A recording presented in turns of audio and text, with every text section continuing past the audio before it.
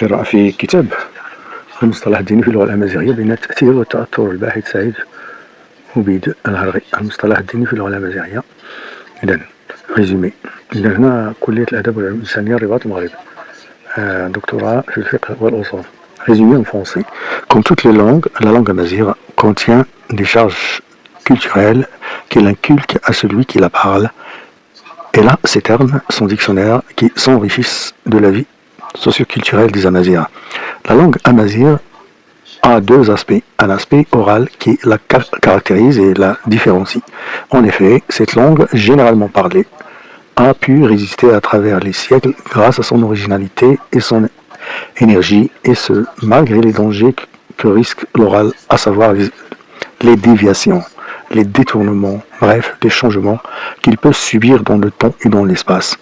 Un deuxième aspect, moins riche comparé à l'oreille, c'est l'écrit évidemment. Le nord de l'Afrique a été influencé par les mouvements linguistiques que lui apportait l'envahisseur étranger, à commencer par les Phéniciens, les Romains, les Arabes musulmans, jusqu'au mouvement colonialiste occidental, comme la France, l'Espagne, le Portugal. Ceci a contribué à créer une dialectique et d'influx entre ces langues et la langue amazigh. Parmi les points qui suscitent l'attention du chercheur, le vocabulaire religieux dans la langue amazigh. Cette recherche nous mène à étudier le sens du terme religieux et à constater la richesse du dictionnaire linguistique de cette langue, c'est-à-dire la langue amazigh.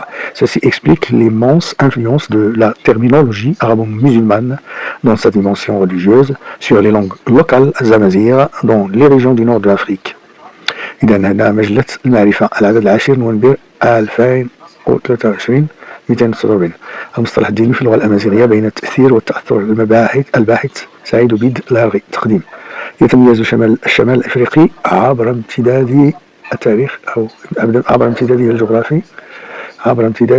الجغرافي وبنيته المجتمعية بالتعدد اللغوي نتيجة للتأثر بالروافد اللغوية المتعددة التي حاولت الهيمنة على المشهد اللغوي بإفريقيا الشمالية وبعض دول جنوب الصحراء التي هي امتداد طبيعي للشمال مثل مالي وتشاد وجيبوتي. وقد كان لشمال إفريقيا حظا وافرا من الغزو الأجنبي عبر فترات مختلفة من تاريخه، مرورا بالمد الفينيقي والمد الروماني ثم المد العربي والإسلامي، وفي العصر الحديث عرف تأثرا في بعض جهاته بالمد العثماني التركي، ثم تلاه بعد ذلك المد الاستعماري اللاتيني الغربي، فرنسا، إيطاليا، إسبانيا، البرتغال. إن هذا المزيج من اللغات ساهم بشكل كبير في التأثير على المشهد اللغوي الأمازيغي وخلق نوعا من الاضطراب في هذا اللسان، وقد ساهم ذلك في إضعاف اللسان الأمازيغي نتيجة لعدة عوامل، منها أولا شساعة رقعة الامتداد الطبيعي الجغرافي للأمازيغ وعدم قدرتهم على مقاومة الغزو والمد الأجنبي نتيجة لتشرذم والتفرقة وهيمنة القبيلة على المشهد السياسي والاجتماعي. ثانيا انعدام فكر منظم في إطار مؤسسات تتبناه الدولة التي تكون قادرة على رص الصفوف والوقوف أمام الأطماع الأجنبية. ثالثا ضعف وازع الانتماء للوطن نتيجة لهيمنة القبيلة على النظام العام عبر ربوع الشمال الأفريقي. رابعا نزوح مجموعات سكانية مهمة تنتمي إلى الدول التي تعاقبت على الشمال الأفريقي واستيطانها في مناطق متفرقة ومهمة، خاصة منها المناطق التجارية التي كانت تربط المناطق بعضها ببعض أو بعضها ببعض، واستيطانها للسهول الشاسعة وقدرتها على تفكيك الكيان الاجتماعي للأمازيغ الذين شكلوا بالمقابل كيانات متفرقة متضادة في كثير من الأحيان. خامسا الاختلاط بين المجموعات السكانية الوافدة مع السكان الأصليين مثل الفينيقيين والرومان والعرب. سادسا عدم القدرة على حفظ الموروث الثقافي الأمازيغي عن طريق التوثيق والكتابة والتدريس، حيث تسبب ذلك في انهيار الحضارة الأمازيغية واقتصارها على الموروث الشفهي. سابعا المحاولات المتعددة لطمس الهوية الثقافية الأمازيغية عبر فترات متقطعة من تاريخه. ثامنا فرض لغات أخرى على المحيط الجغرافي الممتد للأمازيغ مثل اللاتينية والعربية وجعلها لغة للتداول والكتابة للتواصل عبر مؤسسات الدول المتتابعة أو المتعاقبة في الشمال الإفريقي.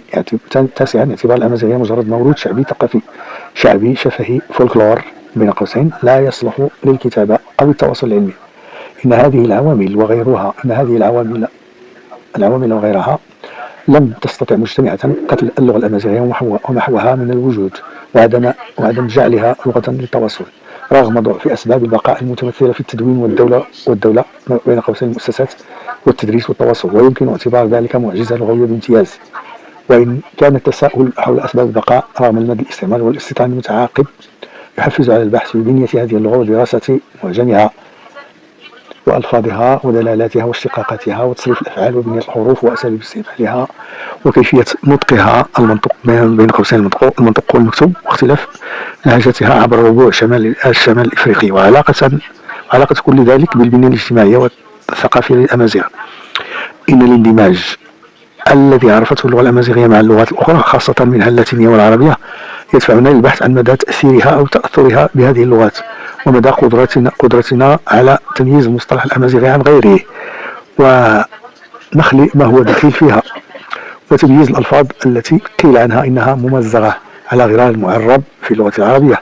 ويعتبر المجال الديني أحد أهم الروافد التي تنهل منه اللغات وتستقي منه سلطتها المعرفية. إن اللغة الأمازيغية مثل غيرها من اللغات حبلى بالمصطلحات الدينية خاصة من الإسلامية التي استطاعت إيجاد موطئ قدم لها داخل النسيج اللغوي الأمازيغية، ويرجع ذلك لسببين اثنين: الأول تقبل الأمازيغ للإسلام ودخولهم فيه عملا ووجدانا، ويعتبر الارتباط الوجداني أحد أهم الأسباب في تيسر تقبل المفردات الإسلامية التي ترتبط بالقرآن الكريم باعتباره كتابا سماويا، والسنة النبوية باعتبارها رابطا أساسيا بالجانب النبوي الشريف. الثاني انصهار القبائل العربية الوافدة من المشرق مع القبائل الأمازيغية. إن الواقع اللغوي للأمازيغية في العصر الحديث يفرض علينا إثارة إشكالات متعددة تحتاج منا إلى وقفات وبحوث ودراسات قصد الخروج بتصور واضح عن اللغة الأمازيغية التي ما يزال الكثيرون يعتبرونها مجرد موروث شعبي شفهي لا يحتاج منا إلى كبير جهد، ويعتبرها آخرون لغة ميتة ومجرد لهجات متنافرة لا رابط بينها، فيما يعتبرها آخرون امتدادا طبيعيا للغة العربية في الجهة الغربية من المشرق العربي ما بين قوسين شمال أفريقيا. فهل تستوعب اللغة الأمازيغية جميع المصطلحات الدينية المتداولة في اللغة العربية؟ وما مكانة الاشتقاق اللغوي وتوليد المصطلحات من هذه اللغة؟ وهل يمكن لتعدد اللهجات أن يحل إشكاليات المصطلح الديني الأمازيغي؟ وفي أي إطار يمكن وضع المصطلحات الممزغة ذات الأصل العربي؟ إذا هذه أربع تساؤلات حارقة كبيرة، إذا نرجو أن يجيب عنها هذا البحث. المصطلح الديني في اللغة الأمازيغية عندما يثار من الأسئلة والإشكالات حول اللغة الأمازيغية ومدى استيعابها لجميع المصطلحات يحيلنا لتحليل المصطلحات الدينية في الخطاب الأمازيغي المتداول الشفهي منه والمكتوب الذي يرتبط بالأساس بما هو ديني واجتماعي. وقبل ذلك لا بد من الإشارة إلى أن القرآن الكريم يتضمن أكثر من 100 كلمة اعتبرها بعض العلماء من قبيل المعرب، والمقصود بالمعرب ما وقع في القرآن من غير لغة العرب بلغات أخرى كالفارسية والرومية والحبشية والعبرانية، إلا أن العرب أدخلتها في لغتها، ومن كثرة الاستعمال والتداول غابت من صميم اللغة العربية، فهي هذا ألفاظ انتقلت من لغة أخرى إلى العربية وتمت صياغتها بحسب قواعد اللسان العربي. وقد اختلف العلماء في وجود المعرب في القرآن، إلا أن البحث يجلي عن تفصيلها، ومن أوجد الأقوال وأرجحها ما ذهب إليه أبو عبيد القاسم بن سلام الذي توسط بين المجيزين لوقوع المعرب وما نعيه، فقال: والصواب من ذلك عندي والله أعلم مذهب فيه تصديق القولين جميعا، وذلك أن هذه الحروف وأصولها عجمية كما قال الفقهاء، إلا أنها سقطت إلى العرب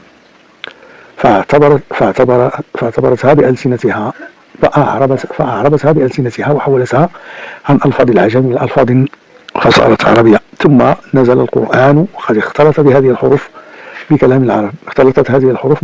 بكلام العرب، فمن قال إنها عربية فهو صادق، ومن قال عجمية فهو صادق. قال الجواليقي: فهي عجمية باعتبار الأصل، عربية باعتبار الحال. والسبب في وجود المعرب في القرآن الكريم الذي نزل باللغة العربية البالغة الغاية في الفصاحة والبلاغة والبيان تبادل التأثير والتأثر بين اللغات بروين، وهو قانون اجتماعي إنساني، والعربية ليست بدعا من اللغة الإنسانية، حيث إنها قد اقترضت ألفاظا أجنبية كثيرة قبل الإسلام وبعده. إن قانون التأثير والتأثر ينعكس إيجابا على سائر اللغات في العالم، حيث يوجد بينها قواسم مشتركة في كثير من الجوانب.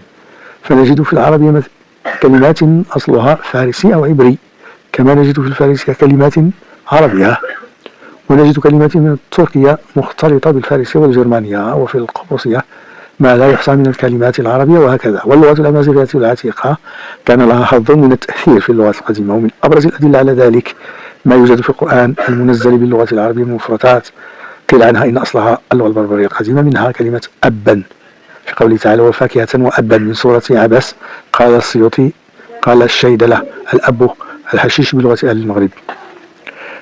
كلمة إناه في قوله تعالى تسقى من عين آنية. كلمة آنية تسقى من عين آنية من سورة الغاشية. آنية أي شديدة الحرارة، وأنا حرها أي بلغت غايتها في الحرارة. وقيل آنية حاضرة. قال السيوطي أي حارة بلغة البربر. كلمة آن في قوله تعالى يطوفون بينها وبين حميم آن من سورة الرحمن. قال السيوطي هو الذي انتهى حره بلغة البربر. كلمة المهل في قوله تعالى وإن يستغيثوا يغاثوا بماء كالمهل يشوي الوجوه بئس الشراب وساءت مرتفقا من سورة الكهف. كالمهل يغلي في البطون 45 من سورة الدخان. يوم تكون السماء كالمهل 8 من سورة المعارج. والمهل لها معاني عدة، منها أنها العكر المغلي، وهو ما تبقى من الزيت المحترق المتغير اللون بعد احتراقه. وقيل خبث الجواهر والمعادن بعد إذابتها. وقيل نوع من القطران أو رقيق الزيت.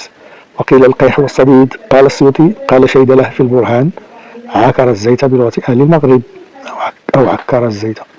وقال أبو القاسم في لغة العرب بلغة البربر. كلمة يصهر في قوله تعالى يصهر به ما في بطونهم والجلود 20 من سورة الحج. ويصهر بمعنى يذاب. قال شيدله في البرهان ينضج بلسان أهل المغرب. كلمة القنطار جاءت في القرآن مفردة وعلى صيغ أخرى. قال السيوطي وقال بعضهم إنه بلغة البربر 1000 مثقال من ذهب أو فضة. هذه الألفاظ جانب من جوانب التأثير الذي وقع للغة الأمازيغ القديمة على اللغة العربية، حيث أصبحت عربية معربة تجري مجرى العربية في الأوزان. وفي المقابل نجد بعض الباحثين خاصة الأستاذ العلامة محمد مختار السوسي يرجح اختلاط مئات من الألفاظ العربية بالأمازيغية، خاصة منها اللهجة السوسية على وجه الخصوص بسبب الممازجة والمخالطة للعرب لأزيد من 1000 سنة. أما بالنسبة للمصطلح الديني فإنه واضح المعالم في الاستعمال اليومي أو المكتوب. ويقول في ذلك وهذا التأثير يقوى في الكلمات الدينية التي هي سيل طافح، فقد التهمت الشلحة كل الألفاظ التي تؤدي المعاني المتعددة في الصلاة والزكاة والصوم والحج، فشلحت كلها. فأنت تسمع تمزيدا وتصليت وتفطرت فتعلم أن أصلها المسجد والصلاة والفطرة التي يقصدون بها صاع زكاة الفطر. وهذا الباب الديني كثير جدا وغالبه معرف بالألف واللام، حتى صحت القاعدة التي تقول إن كل لفظة جامدة في الشلحة بدأت بالألف واللام فإنها عربية الأصل. وذلك أن من بين أسباب التأثير ما جاء عن طريق الدين من كل ما يتعلق بالشرع من انتشار المدنية أو تسرب من مؤلفات العلوم ومدارس الدين والمخالطة في الأسواق والمقايضة في المتاجر وترجمة المؤلفات إلى اللهجة التشلحيت، فشلحت الكثير من الكلمات التي انتقلت إلى اللسان الأمازيغي. ومن هذه المؤلفات ما يتعلق بالعقيدة والفقه والمواعظ والحساب والفرائض والتوقيت، وكذلك انتشار المدارس العربية وسط القبائل السوسية. ونحن إذا تأملنا ما ألفه الأمازيغ من المؤلفات نجدها مقسمة إلى ما ألف بالعربية وهو كثير جدا، وما ألف بالأمازيغية وهو قليل مقارنة بغيره. وللأسف فإن معظم المؤلفات على قلتها إما مفقود أو غير مفهرس مفهرسة تليق به أو مخزن في الخزانات الخاصة. وهذه المؤلفات تشمل مختلف العلوم الدينية من عقيدة وفقه ومعاملات وتفسير وقراءة قرآنية وحديث وسيرة ووثائق وأحكام وتصوف ووعظ وأخلاق وسلوك إلى آخره. والغاية منها جميعا تقريب التعاليم الدينية للسكان الأمازيغ الناطقين بالأمازيغية وإيصالها لهم بأقرب عبارة وأيسر وسيلة. وقال المختار السوسي رحمه الله إن تلك الفنون والتي تشتد العناية بها لدى العلماء خاصة بجهة السوس لا تتجاوز 21 فنا. ومن هذه المؤلفات على سبيل الإجمال من غير حصر رسالة كتبها مدين النفوسي الإباضي من علماء القرن الثالث الهجري، وكان شديد الرد على الملاحدة. وهذه الرسالة كتبها بلسان قومه ردا على نفاث بن نصر. قال الشيخ الدرجيني وذكر مشايخ أن مهديا هو أحد من صد من مكائد نفاث أو نفاث، وإنما واضعها باللسان البربري ليتناقل على البربر، فكالهم بصاعهم ولم يطفف ولم يبخس ولم يعدو يعدو من الألفاظ ما يفهمونه، ولا أعرب ولا أغرب بحيث يتوهمونه.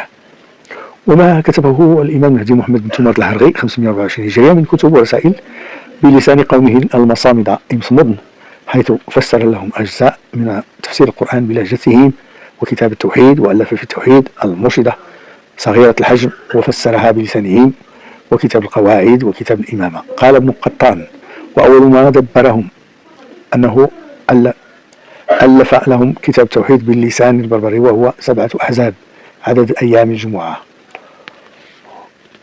عدد أيام الأسبوع ربما. وما ألفه الفقيه العلامة محمد بن علي أوزال الهزالي المشهور بأقبيل 1162 هجرية، يعني الوفاة ديالو 1748 ميلادية، هذه دابا شي 400 سنة، من مؤلفات بالأمازيغية اللهجة السوسية، مثل كتابه الحوض، وهو ترجمة منظومة لمختصر الشيخ خليل في الفقه المالكي، تضمن أبوابا من العبادات والمعاملات والأقضية، وهو من أحسن وأوسع ما ألف باللسان الأمازيغي في الفقه. وبحر الدموع بحر الدموع منظومة في الرقائق والمواعظ، وتتضمن 656 بيتا، وكلاهما مطبوع. ومنظومة أخرى في المواعظ اسمها النصيحة نصحت، ضمن نصائح وإرشادات ومواعظ. قال العلامة الحضيجي رحمه الله، توفي 1189 هجرية: كان الفقيه الهزالي رحمه الله من أشياخنا وبركات بلادنا وصلحائها، وممن تدور عليهم أمورها، وقد انتفع به الخلق، وألف للناس في ذلك كتبا بالغة بالنصح فيها نظما ونثرا، بلغ في النصح فيها نظما ونثرا عجمية وعربية، وقد أنعم الله تعالى على الإسلام بنصحه.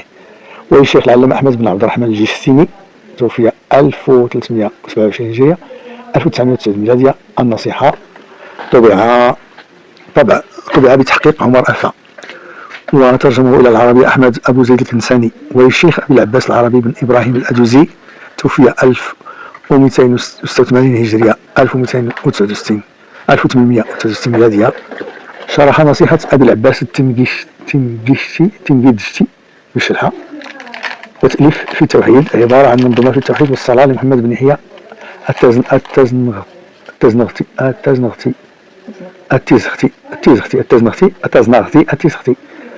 توفي 1275 هجرية، موافق 1858 ميلادية. وتأليف في التوحيد للشيخ أحمد بن عبد الرحمن الجسيمي التيملي 1327 هجرية 1990 ميلادية، وله منظومة في الإيمان والإسلام والإحسان، ولا أدري هل هو مستقل أم هو الذي قبله. وله 13 صفة 13 صفة 13 صفة.